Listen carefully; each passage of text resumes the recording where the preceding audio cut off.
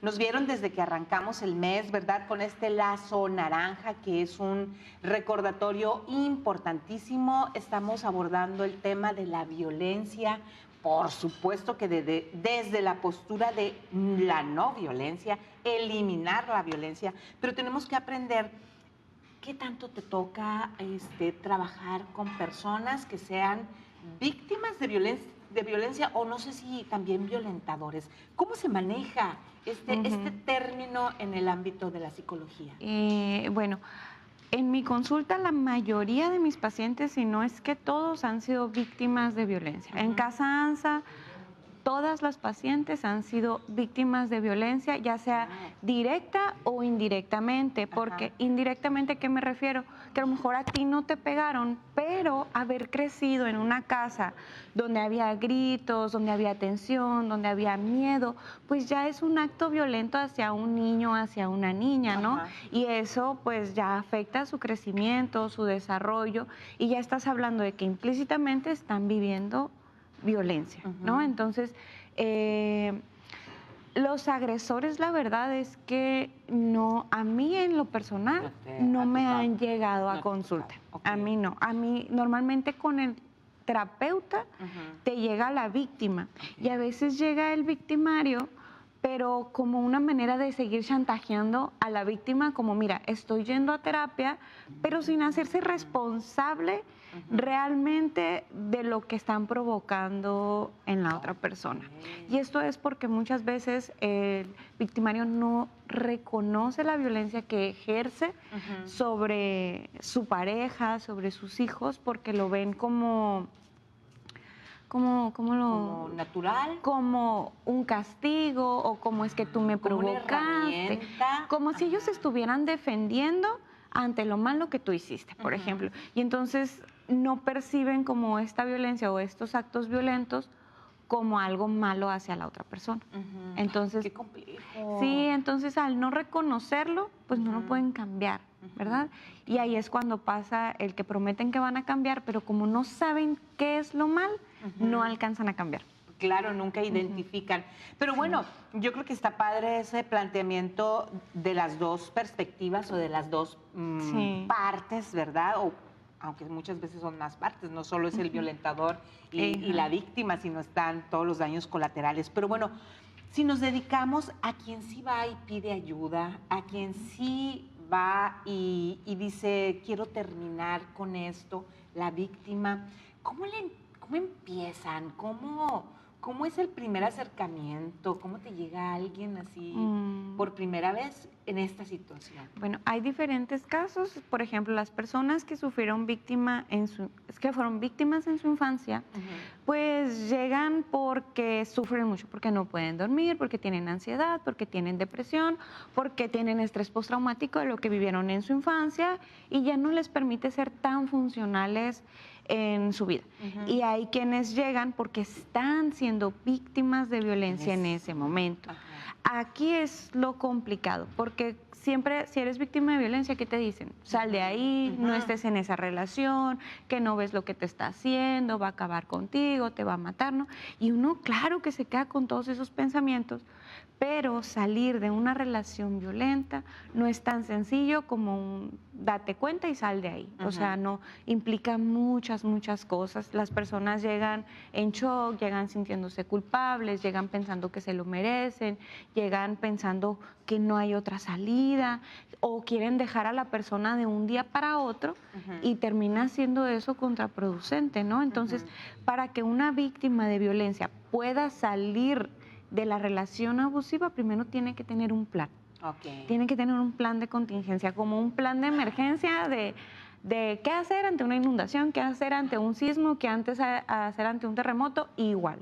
Tenemos que tener un plan de contingencia para poder salir de una relación abusiva. Decíamos, este plan de contingencia, de cómo actuar, ¿quién hace? ¿Existe ese manual, ese plan, o es personal? ¿Cómo se aborda ese punto? Pues es cortado a la medida para cada persona, de acuerdo a su caso, a sus necesidades, pero lo más importante que si tú no tienes para ir con un psicólogo que te ayude a hacerlo o un abogado, como mencionabas ahorita, es bien importante acercarse a instituciones públicas, tener pruebas, tener descargados las conversaciones de WhatsApp, las amenazas, fotografías. Si te pegó, tómate fotos a los golpes y guárdalas, ¿no? Y eso te sirve como evidencia en el futuro para poner una orden de restricción, ¿no? Pero ese ya es un plan de contingencia avanzado.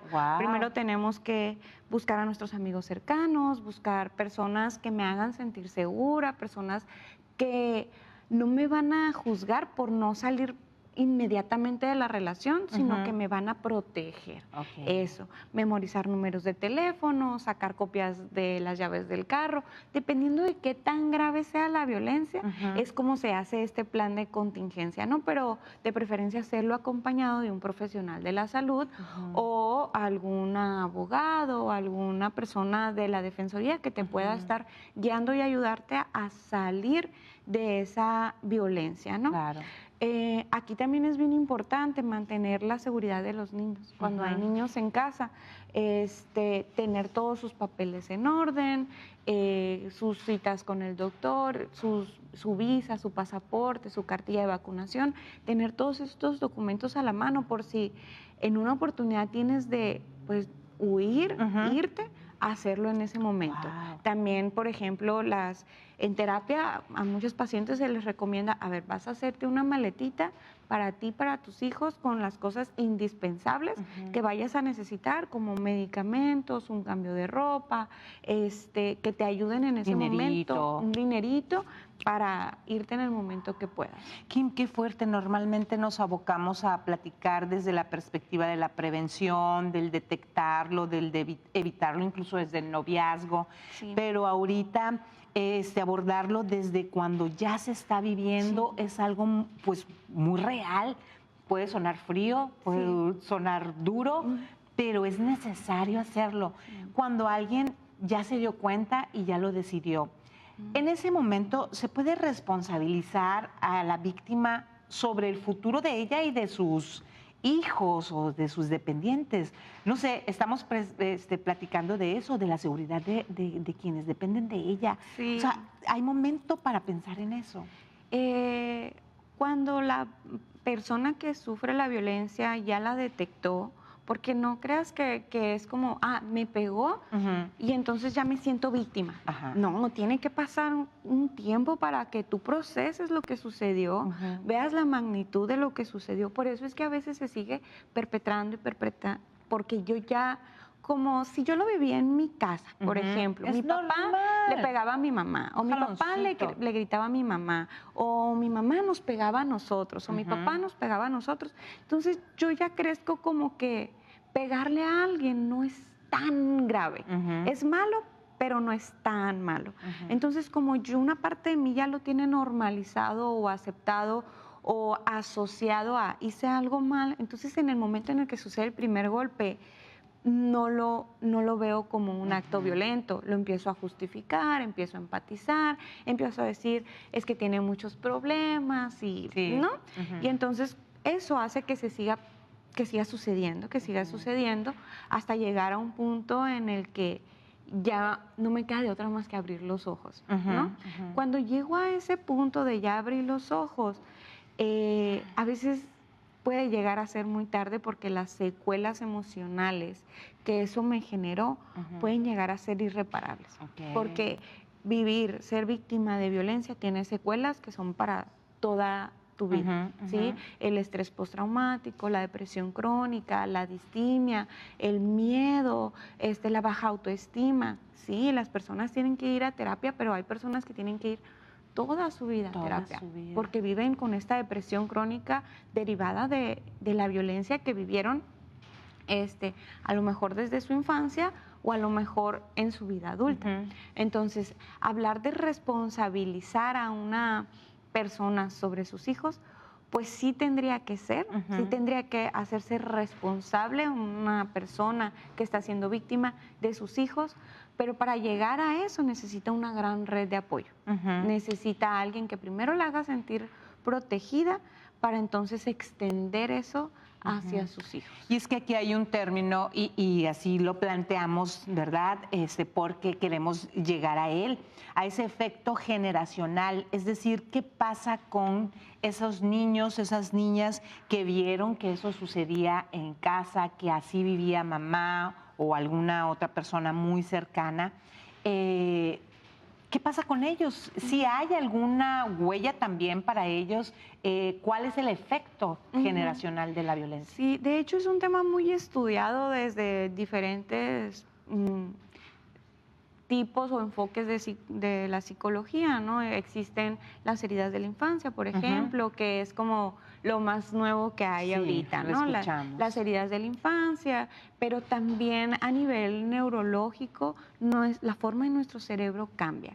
A nivel conductual hay cambios, a nivel cognitivo hay cambios. Entonces, la violencia generacional aquí en México está muy normalizada. Es como, pues dale unas nalgadas al niño para que se calme, ¿no? Entonces, pues a mí de chiquita me pegaban y mira, me estoy bien. No me pasó nada. Pero no es cierto. No es cierto que estamos bien. Nuestra conducta se ve alterada. ¿En qué sentido? Si estás de mal humor y yo voy y te hablo, puede que tú me grites y yo te digo, oye, me estás gritando, ay, pues es que estoy enojado, ¿para qué me hablas? ¿No? Pero eso es un ataque hacia mí que yo no me merezco y que tú tendrías que poder controlar. Pero como tienes tan internalizada la violencia, no te puedes dar cuenta que me estás violentando cuando yo no me lo merezco, ¿verdad? Es de verdad importante que lo platiquemos, que leamos, incluso ahorita comentamos, Kim, una película, una serie, de verdad, por supuesto que hay excepciones, ¿verdad? Y hay que ver qué tipo de materiales tenemos a la mano, pero sí nos pueden hacer reflexionar, voltear y entender situaciones que estamos viviendo. Y yo creo que terminaríamos con alguna reflexión sobre eso, abrirnos a hablar sobre el tema. Sí, claro. Una película buenísima ahorita es la que te mencionaba de Romper el Ciclo, porque ahí plasman perfectamente cómo se va perpetuando de generación en generación, ¿no? Aquí no pasaron la vida la voy a spoilear toda, la vida de la mamá, pero muy probablemente su mamá fue víctima de violencia y por eso ella la aceptó. Entonces, gracias a la tecnología, a lo que queramos, pues estamos muy expuestos ahorita a tener información sobre qué hacer, qué no hacer, qué es la violencia, y puede ser más fácil salir de ahí. Con el favor de Dios, que así sea. Hay que utilizarla. Sí, hay que utilizarla, y este tipo de charlas y estos momentos son en ese sentido, ojalá que sean de utilidad para todos ustedes, todas ustedes que nos están viendo. Kimberly, muchísimas gracias, doblemente, triplemente gracias por tu esfuerzo para estar con nosotros, y nos vemos muy pronto con el favor de Dios. Muchas gracias, que sí y un sea. beso a Matías. Sí, gracias. Un besote a Matías.